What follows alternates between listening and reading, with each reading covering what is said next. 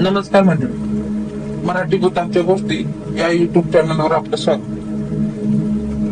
आजच्या आपल्या कथेचा विषय आहे सारिकाचं भूत.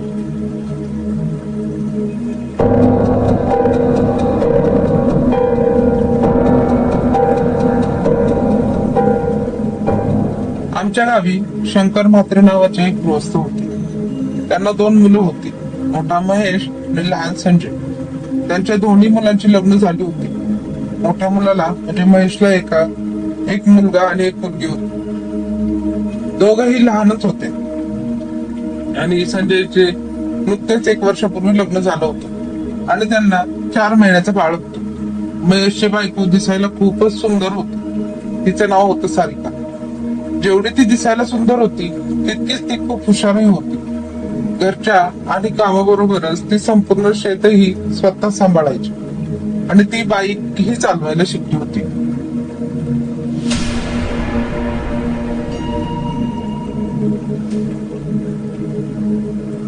खूप आनंदात त्यांचा संसार सुरू होता. तिच्या चुलतदिरांना त्यांचा हा सुखाचा संसार आणि त्यांच्या शेतीमध्ये होणारी भरभराट बघवत नव्हतं. एक दिवस सारिका शेतामध्ये वाफ्यांना पाणी देत उभी होती.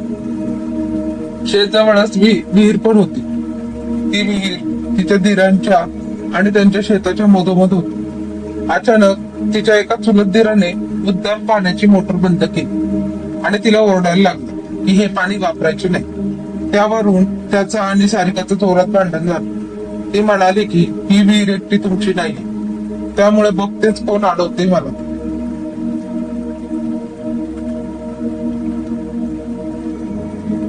असं म्हणून त्याने स्वतः जाऊन जबरदस्तीने पाण्याची मोटर चालू केली. त्यावेळी भांडण करून तिचा दीर तिला मारून टाकण्याची धमकी देऊन तिथून निघून गेली. नंतर दुपारच्या वेळी सारिकाने मोटर बंद केली आणि ती सासऱ्यासाठी जेवण द्यायला घरी निघाली. सोबतच शेतात काम करणाऱ्या इतर मजूर बायकांनाही तिने सुट्टी दिली आणि म्हणाल, मी घरी जाऊन येते, तोपर्यंत तुम्ही साऱ्या जणी जेवून घ्या. मीही घरून जेवण करून येते आणि इथेच तुमच्या सोबत जेवून दे. आता ती बाई घेऊन घरी निघाली. घर जरा लांब असल्याने तिच्या नवऱ्याने तिला एक बाईक घेऊन दिली.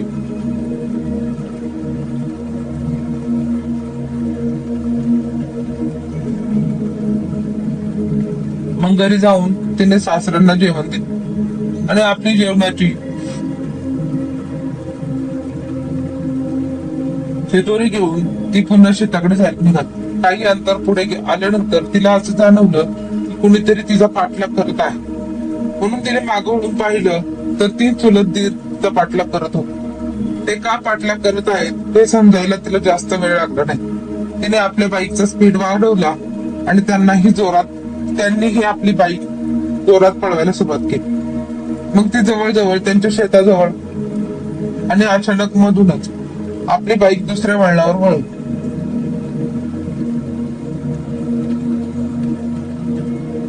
तसं त्या तिघांनी आपल्या बाईक तिकडे वळवली. पुढे जाऊन त्यांनी तिला अडवलं आणि पुन्हा तिच्याशी भांडण सुरू केलं. मग त्या तिघांनी तिच्या एकटेपणाचा फायदा घेत तिचा विनयभंग केला आणि गळा दाबून तिची हत्या केली. आणि मग इतरांनाही आत्महत्या वाटावी म्हणून तिचा मृतदेह तिथल्याच एका झाडावर टाकला आणि ते तिघे पळून गेले. हा सर्व प्रकार तिथेच शेतात लपून बसलेल्या एका बाईने पाहिला, जी सारिकाकडे काम करत होती आणि तिची भीतीने गाळणं झोडवलं. ती इतकी घाबरली होती की ती कोणासमोर काही बोलू शकत नव्हती.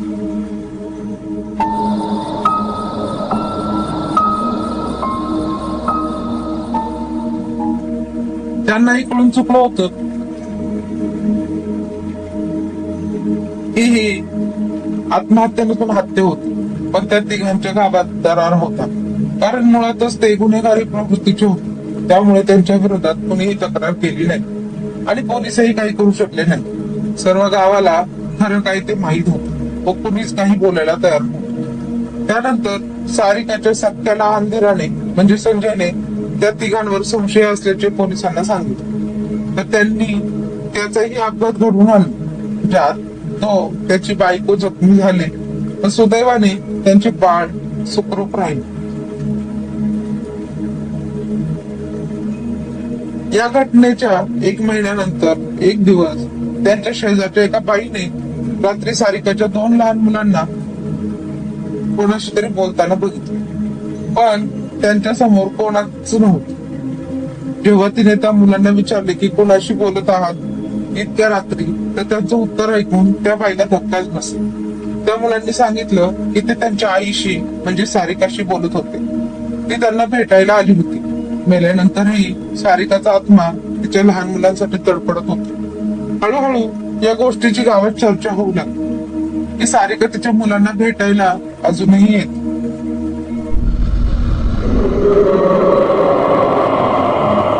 असेच काही महिने उलटून गेल्यानंतर तिच्या त्या चुलत दिरांमधील एकाचे लग्न झाले होते आणि आता त्याला एक 3 महिन्याचं बाळही होत. एक दिवस रात्रीच्या वेळी साधारण 9च्या सुमारास तो बाहेर गेला असताना घरात त्याची बायको आणि त्याचं बाळच होत. त्याची बायको बाळाला बाहेरच्या खोलीत ठेवून आतमध्ये काम करत होती आणि तेव्हाच तिचं बाळही मोठ्यानं रडू लागलं. ती काम संपून येतच होती की अचानक बाळ रडायचं थांब आणि मग तिने बाहेर येऊन पाहिलं. ते पाहून घाबरून ती पळत सुटली. बाहेर सारिकाची आत्मा त्या बाळाला आपलं दूध पाजत होती.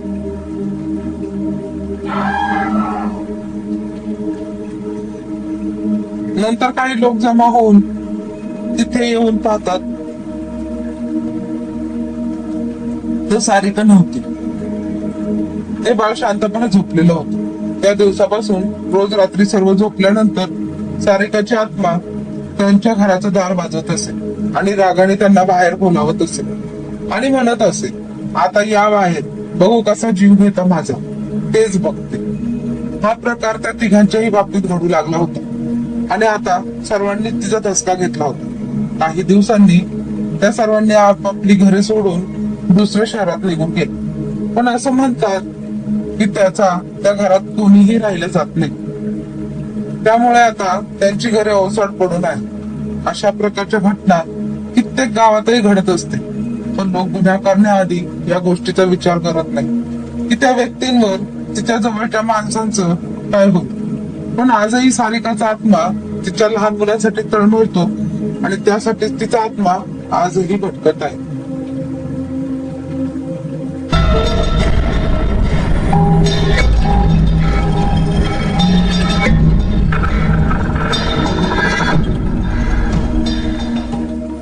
धन्यवाद.